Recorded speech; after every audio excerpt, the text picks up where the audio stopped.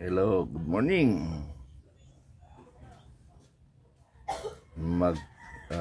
Pag-usapan natin ang patungkol sa nangyayari sa Senado. Ngayon bumabawi na naman ang Senado. Dati ang siga, ngayon ang Congress. Ngayon nanahimik ang Congress. Bakit? Sila ang topic ngayon eh. Sila ang lilitaw na iimbestigahan ito. Usapan yung hardware mo. Ang pinag-uusapan natin, flood control projects. Sabi mo, hindi ka pa nagkapag-umpisa ng flood control projects. Paano ka nagkaroon ng lisensya? Paano ka naging quadruple A? At lalong mahalaga, paano ka nasama sa 15? Gumawa na tayo ng flood control project. O ngayon gumawa ka na naman. Ano ba talaga yung totoo? Baka hindi ka makauwi sa araw na ito. Nagsisinungaling ka na naman eh. Ang sinabi ng Pangulo, kasama ka sa 15. Tama, Mr. Huwag mong mamaliitin ito. Pagkatas dito, narapagtihin mo kami, sasabihin mo, hindi ka pa nag-umpisa ka isang hardware. May problema dito eh. Ano na yan, history lang yung sasabi ko, Mr. Chair. Central Silver Advance for age Ay, yan. Tumigit ito para. Maganda ito yung pakinggan. Ano na yung totoo?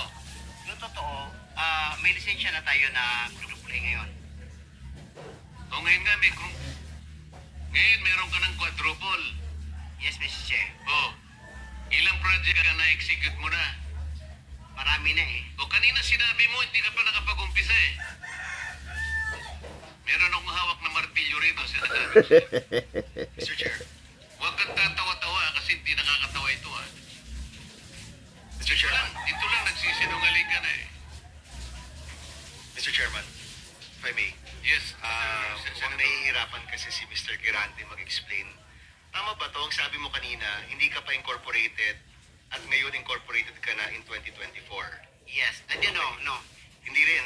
Yung incorporated, yung on process pa yun, hindi pa namin na ano yun, na-approve. So lahat yung ginawa mo, proprietor. Yes, Your Honor. So nakapag-project ka na. Yes, Your Ano Honor. yung sinasabi mong hindi ka pa nagsisimula or hindi mo pa nagagawa? Yung incorporated, kasi hindi pa na-approve yung ano namin, hindi pa naman practice, hindi pa na-transfer sa from sole proprietorship into... So kaklaruhin ko lang, marami ka ng project at tama na isa ka sa top 15, correct, Mr. Girante? Yes, Your Honor. Pero hindi ka pa incorporated. Hindi pa. Yun yung sinasabi mong hindi ka pa incorporated. Yes, Your Honor. Yun yung binabanggit niya kanina, Mr. Chairman. Malabo pa rin eh. Mr. Secretary, tumatanggap ka ng isang sole proprietorship na mag-undertake ng flood control? Well, Mr. Chair, actually, he has the pickup licensing. Paano siya nagkaroon ng pick-up license as a contractor?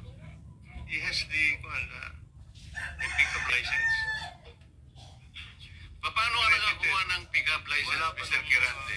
Sole proprietorship ka lang? Yes, Mr. Chair. Kailan mo nakakuha yan? 2003. Hanggang tayo nag-apply tayo sa 2007, naging B tayo. Hanggang 2011, naging A tayo. Yung 2017, naging triple A tayo. Ano yung net financial contracting capacity mo as a sole proprietorship? 40 billion, Mr. Chair. 40 billion? Yes, Mr. Chair. Yung financial statement mo, padala mo sa amin.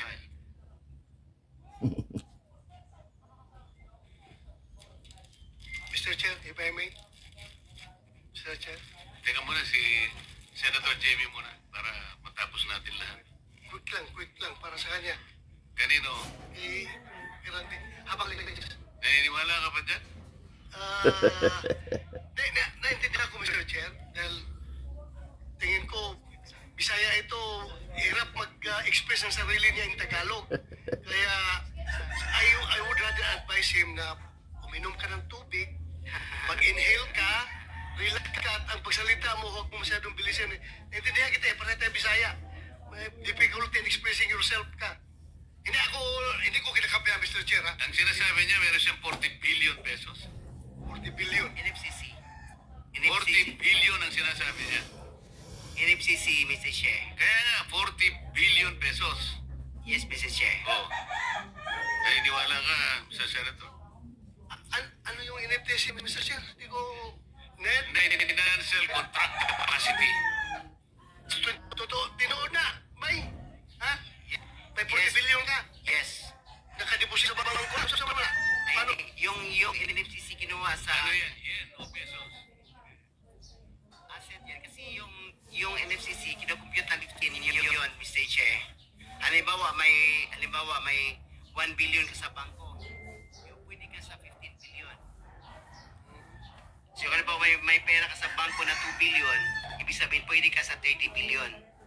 Yan ang computation. Kaya tayo yung pera natin, kasama na yung mga assets, more than 2 billion. Ayaw, i-multiply natin na 15, abot ng 40 billion. Kaya kami monto at hanggang 40 billion. Mr. Chairman, Mr. Kirante, ito tinitignan. Ano yung 2015 na QM Builders Incorporated? Ina-apply namin dyan sa SEC. Pero 2015 pa siya. Pero hindi pa namin tina-transfer Transfer to? to sole proprietorship into incorporated. Hindi, ito incorporated na ito eh. This is a corporation. Kasi ang explanation ng bookkeeper natin, yung ano natin gahandol. Kumusta? Nais kong ipaalam sa lahat na namamahagi ako Okay. ng mga produkto upang support. Kung ano natin gahandol.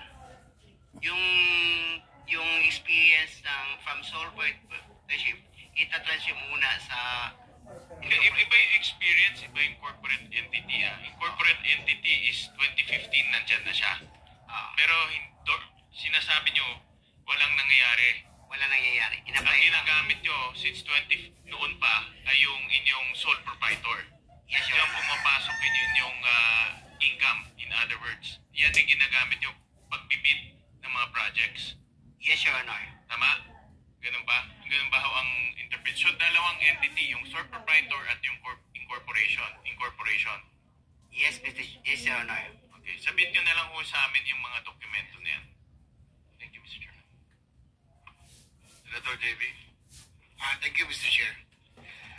Mr. Chair, siguro ang gusto natin dito, aside from the accountability that we're looking for, ang gusto natin ma-achieve in aid of legislation.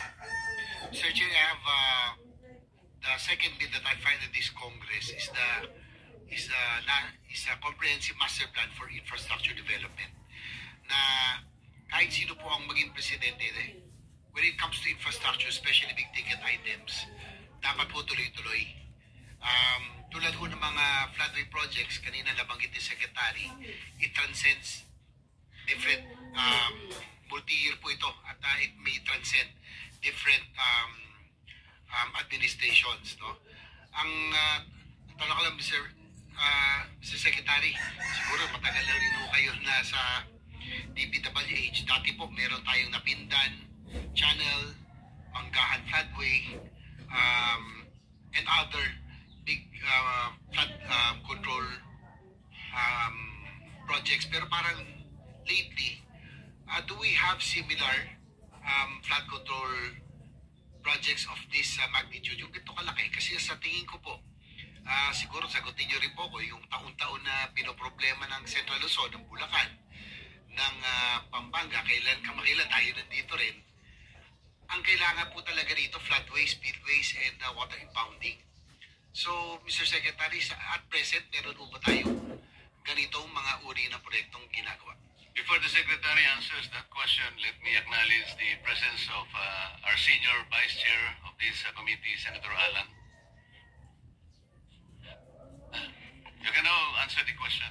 Thank you, Mr. Chair. Yes, Mr. Chair. We have similar projects of that magnitude in the other river basins, major river basins in the country that are financed by official development assistance, Your Honor. And in these major river basins, they have a comprehensive master plan, Your Honor.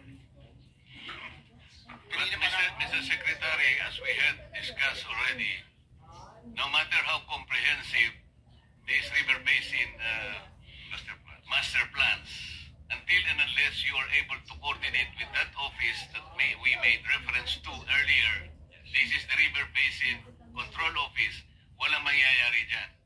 Because it should have been an integrated one. Kahit na 100 river basins pa yan, with their separate and individual master plans, kailangan pong coordinated per the mandate of the law na nakalagay sa balikat ng RBCO. So sa ngayon, huwag po natin munang gawing parang sagot na makapagbibigay ng kapayapaan ng loob sa ating mga kabayan. Wala pa po tayong na-accomplish in relation to an integrated master plan that will answer the continuing problem of flood ravages in this country. Mr. Secretary, that's correct, Your Honor. Okay, patuloy lang natin So tuloy-tuloy para investigation. Now, nakita naman natin medyo may nakikita na tayong problema. Susundan natin ito. Kasi billion of pesos to. Almost 1 trillion ito eh. Almost more than 1 trillion ang flood control. Almost of the budget of the Philippine national government ay napunta lang sa flood control nang wala. Ito yung ngayon ang dapat man. Ang Congress busy sila sa 125 million. Gano'n ang kalaki yun. Kumbaga garapata lang yun. Ito kalabaw na ito So sundan natin mga kaibigan. Maganda itong talakayan na ito. Maraming salamat.